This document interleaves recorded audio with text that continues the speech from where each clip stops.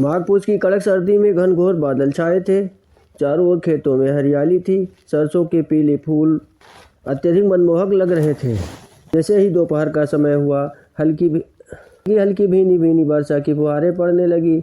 इस सुहाने मौसम का मजा लेने एक लड़का और एक लड़की किसी सुनसान सुरक्षित जगह की तलाश कर रहे थे। बड़ी भाग दौड़ और लुका छिपी के बाद एक बाग के पास एक मकान उन्हें मिल ही गया। अब दोनों उस मकान के छत के ऊपर से बिना दरवाजे की सीढ़ी से होकर घर के अंदर पहुंच ही गए। घर बिल्कुल नया बना था, वाले नहीं रह रहे थे, इसलिए वे दोनों निश्चिंत होकर समय का भरपूर फायदा उठाए। समय बीतता गया, उनकी मोहब्बत परवान चढ़ती गई। दोनों एक दूसरे पर अपनी जान निसार करने के लिए तैयार थे। कोई भी ताकत उन्हें एक दूसरे से जुदा न कर पा रही थी कि अचानक एक दिन ऐसा आया कि लड़की अपने कॉलेज में टॉप कर गई, क्योंकि जितनी मोहब्बत वह लड़के से करती थी उससे कई गुना अपने पढ़ाई से करती थी। एक निर्धन परिवार से बिलोंग करती थी, वहीं पर उसका उल्टा परिवार था। उसका आशिक धनी परिवार से था। वह अपने धन दौलत के आगे पढ़ाई पर जोर न दे रहा था। लड़की की ओर बढ़ी। वो पढ़ाई करने कॉलेज वालों की मदद से दूसरे शहर चली गई। लड़के ने बहुत हाथ पात मारा, लेकिन उसका एडमिशन उस यूनिवर्सिटी में नहीं हुआ। वह भी उसी शहर में प्राइवेट कॉलेज में एडमिशन ले लिया। अब वहाँ पर दोनों की मुलाकात कभी कभार संयोगवश हो पाती कि लड़की को अपनी पढ़ाई से अति प्रेम हो गया था। प्रथम ही सेमेस्टर में लड़की ने 99% मार्क लाई। वहाँ का प्रधानाचार्य हैरान रह गया। उसने सोचा, अगर इसे मौका दिया जाए देश का नाम रोशन कर जाएगी। उसने उस लड़की से बोला, बेटी दोस्त जो रूस में एक वाइस चांसलर है, उसके पास तुम्हें पढ़ने, यदि तू वहाँ से शिक्षा ग्रहण करेगी तो तेरा भविष्य उज्जवल ही हो जाएगा। वहाँ की सरकार का एक मिशन है कि आगे बढ़कर तालीम में तरक्की करने वालों को फ्री में शिक्षा दी जाए और उन्हें शिक्षा प्राप्त करने के बाद अपने देश की सेवा करने का अवसर दिया जाए, तो देश विकास की शिखर को छू लेगा। यह बातें सुन पहले तो लड़की अपने प्यार की ओर झुकी, लेकिन जब पढ़ाई और अपनी गरीबी की तरफ देखा तो वो राजी हो गई। वह आगे की पढ़ाई के लिए रूस चली गई। जब उसने मैथमेटिक्स से पास की तो उसे वहाँ के सरकारी विभाग के बड़े से बड़े पद पर तैनात लोग भी इकट्ठा हुए। 100% में 100% थे। लोग उसकी तरफ हैरानी से देखने लगे। हर कोई उसे अपनी बहू बनाने के लिए अपने दिल में आस लगाए था, लेकिन किसी में हिम्मत न पड़ी कि उसके सामने यह बात रखे, क्योंकि वाइस चांसलर उसकी पढ़ाई पर अत्यधिक जोर देता था।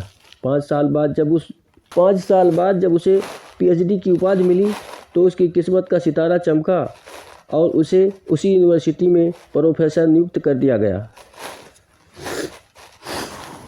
बेटी, शादी के लिए तुम्हारा क्या विचार है? यदि तुम चाहो तो तुम्हें हम अपनी बहू बना लें।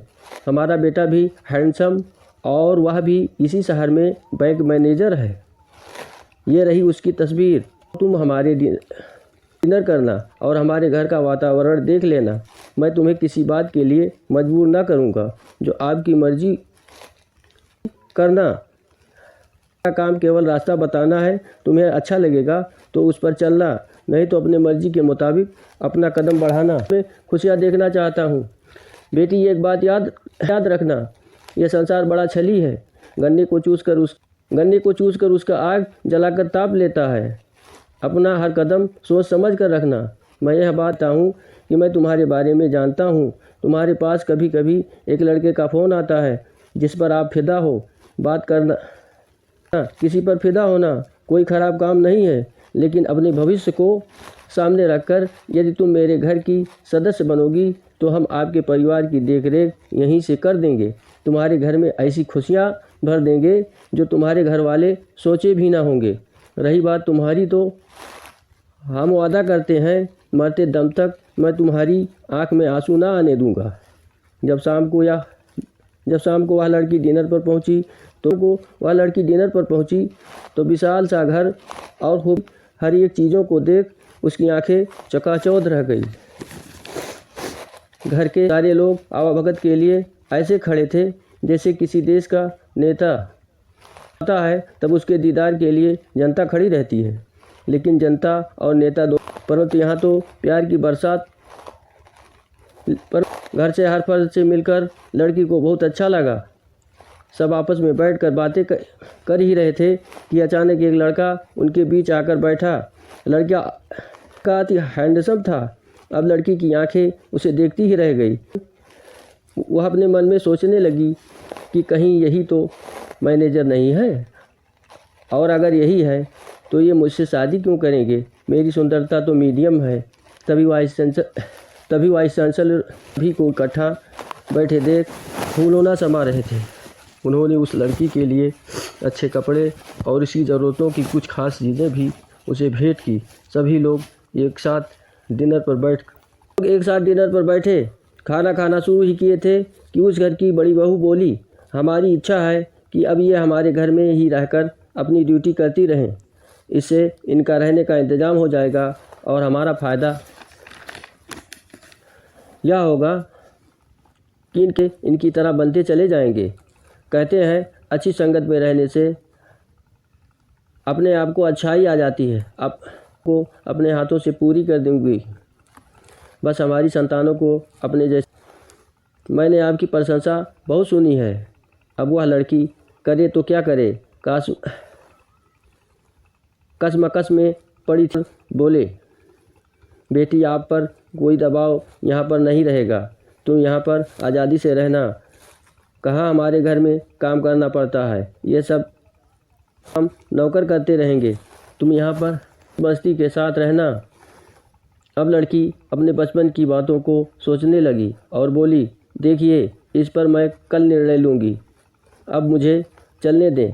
तभी हाथ मकान की एक नन्ही सी लड़की ने पकड़ा और बोली, आप जा कहाँ रही हैं? चलो आज हम दोनों एक कमरे में अलग सोएंगे। कल सुबह चली जाना, भले ही मेरे घर रहने ना आना। एक रात तो मेरे साथ।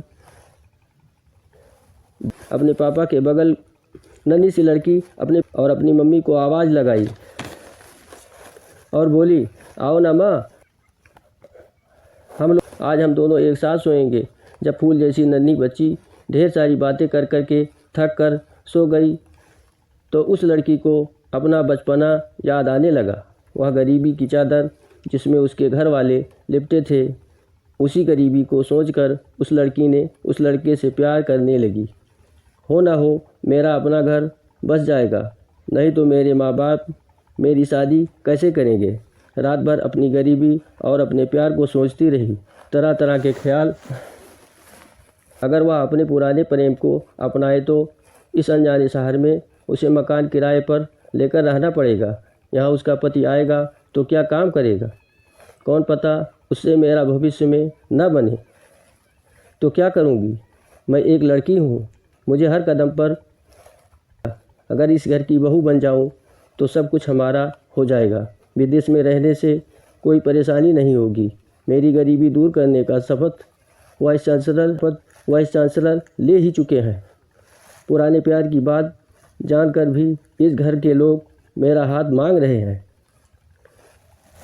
इन्हें मुझसे लगाव है। तभी ढेर सारे ख्याल हुई कि नींद आ गई। नन्ही सी बच्ची उसके सामने बैठकर अपना होमवर्क पूरा कर रही थी। मेरी आँख खुलते ही उसने अपनी मम्मी को बताने चली गई और वापस आके लिए उनका हाथ बटाने लगी। सभी लोग फ्रेश होकर नाश्ता करने के बाद जब सब लोग अपनी अपनी ड्यूटी पर जाने लगे तो एक दूसरे से इजाज़त लेकर गए, क्योंकि उस घर में बड़ों का छोटों से प्यार और छोटों का बड़ों से अदब करने की चलन थी। अब वह लड़की वाइस चांसलर का प्यार बढ़ता गया। एक दिन नन्ही बच्ची अपने ग्रैंडफादर से बोली, अपने घर का सदस्य इनकी शादी मेरे चाचा से करवा कर बना लें। ये शर्माती बहुत हैं, ये आप लोगों से कहीं कहेंगी।